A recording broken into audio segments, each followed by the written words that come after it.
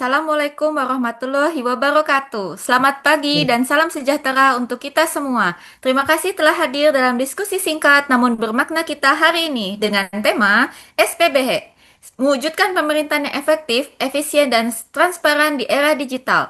Saya, Putih Vanessa Nata Primadi, akan memoderatori sekaligus ikut aktif dalam diskusi ini. Telah hadir bersama saya narasumber-narasumber hebat. Bapak Rahmat Hidayatullah, selaku BPBD dari Badan Penanggulangan Bencana Daerah. Kemudian Bapak Randy Herindra Putra dari Dinas Pariwisata dan Pemuda Olahraga. Kemudian ada Bapak Adam Mukti Wibisono dari Badan Pendapatan Daerah. Dan terakhir ada Ibu yang paling cantik, Ibu Fatimatu Zahro, dokter hewan di DKPP, Dinas Ketahanan Pangan dan Pertanian. Baik, tanpa berlama-lama, mari kita mulai. Pertama, saya ingin mendengar dari Mas Rahmat. Menurut Anda, Mas Rahmat, apa itu SPBE dan mengapa keberadaannya menjadi krusial dalam sistem pemerintahan saat ini? Baik, terima kasih Mbak Putih. SPBE atau Sistem Pemerintahan Berbasis Elektronik adalah upaya transformasi digital dalam tata kelola pemerintahan.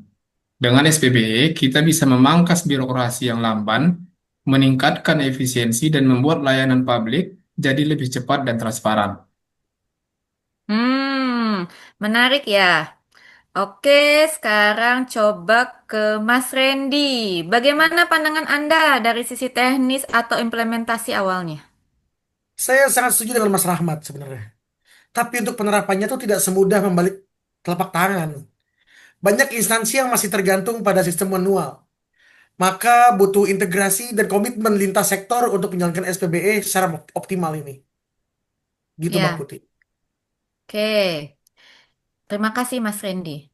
Ya, memang sih kita tahu ya bahwa setiap perubahan pasti menimbulkan tantangan. Bagaimana Mas Adam? Apa saja tantangan yang Anda lihat saat penerapan SPB, khususnya di daerah? Baik, ya, baik. Terima kasih kesempatannya Mbak Putih. Yang pertama, yang jelas literasi digital di masyarakat kita ini masih rendah. Mana masih banyak ASN kita yang gagap dengan teknologi.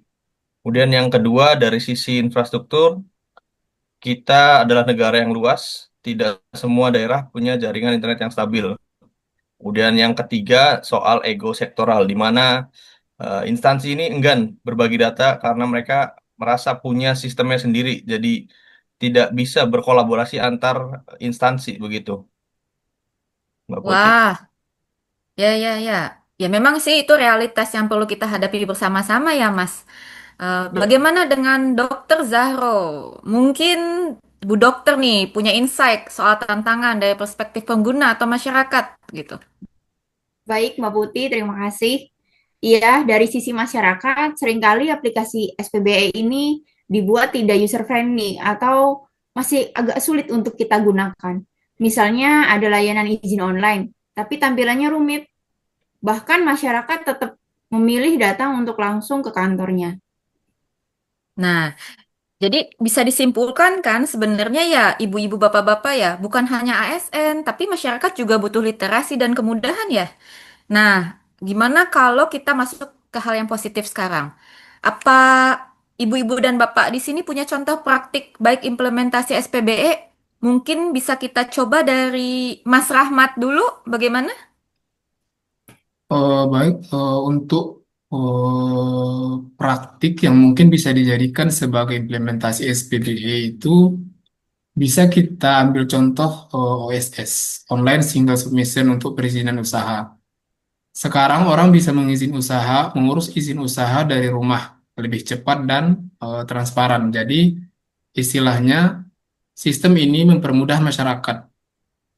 Cuman kelemahannya ya harus kita sosialisasikan kepada masyarakat lagi. Mungkin dari Oke, oke. Mas Betul, Mas Randy ada yang betul, lain. betul. Kalau untuk yang sudah via digital itu, sekarang beberapa Pemda sudah menyurat, sudah lewat e-office ya. Kayak tanda tangan digital untuk nota dinas dan disposisi itu. Jadi sungguh sangat efisiensi waktu dan bahkan lebih efektif menurut saya. Kalau Mas Adam gimana? Saya juga sebenarnya pernah melihat ya dashboard informasi itu di berbasis JIS di salah satu BPBD provinsi. Itu salah satu bentuk SPBE juga, dan informasi yang disampaikan itu real time gitu. Seperti itu. Satu lagi, kayaknya layanan pengaduan publik lewat aplikasi seperti Lapor itu, dia juga termasuk bentuk partisipasi digital yang memang sangat-sangat membantu untuk kontrol sosial dari terhadap pemerintah itu sendiri. Wah, wah, wah, luar biasa. Artinya SPBE punya peluang besar ya jika kita dukung bersama. Nah, untuk menutup diskusi ini, saya ingin mendengar dari kalian apa langkah strategis nih agar SPB benar-benar berdampak. Boleh kita mulai dari Mas Rahmat dulu. Silahkan. Oh, saya terus ya. Dari Mas Randy dulu aja lah. Boleh. Mas Oke, Randy, silahkan. menurut saya harus ada investasi SDM, bahkan pelatihan digital ASN harus jadi prioritas. Jangan sampai aplikasi yang canggih ini dengan penggunanya tapi tidak siap. Sayang sekali sebenarnya menurut saya. Benar nggak, Mas Rahmat? Setuju, setuju sih sebenarnya. Ditambah perlu satu platform terintegrasi antar instansi. Jadi istilahnya satu data. Jadi ketika Nah, misalnya betul. instansi Mas Randy membutuhkan data, bisa menggunakan aplikasi tersebut. Begitu juga misalnya instansinya Mbak Zahro atau Mas Adam membutuhkan data, bisa menggunakan aplikasi yang sama. Jadi kita tidak terlalu banyak aplikasi yang membuat bingung masyarakat sebenarnya. Kolaboratif ya. Ya, Tapi mungkin dari Mas perlu Adam. diingat juga, perlu diingat juga mengenai monitoring dan evaluasinya, karena itu juga penting. Karena jangan hanya sekedar kita bisa membuat Iya. aplikasi, tapi aplikasinya tidak bisa dipakai gitu. Seperti itu. Betul, betul. Betul, libatkan masyarakat sejak awal sih memang benar.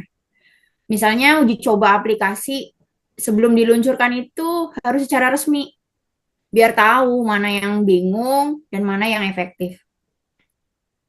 Kurang lebih gitu sih. Baik, terima kasih Bapak-bapak dan Ibu-ibu. Dari saya pribadi, saya rasa budaya digital harus dibangun secara perlahan ya, tapi konsisten. Dimulai dari pemimpin hingga staf terbawah. SPB memang bukan soal aplikasi, tapi cara berpikir baru. Baik, terima kasih banyak untuk narasumber kita hari ini, Mas Rahmat Hidayatullah, Mas Rendi Herindra Putra, Mas Adam Mukti Wibisono, dan Dr. Fatimah Zahro. Diskusi kita sangat padat dan penuh wawasan ya. Nah, semoga implementasi SPB di Indonesia semakin merata dan berdampak nyata. Sampai jumpa di diskusi selanjutnya. Wassalamualaikum warahmatullahi wabarakatuh. Waalaikumsalam.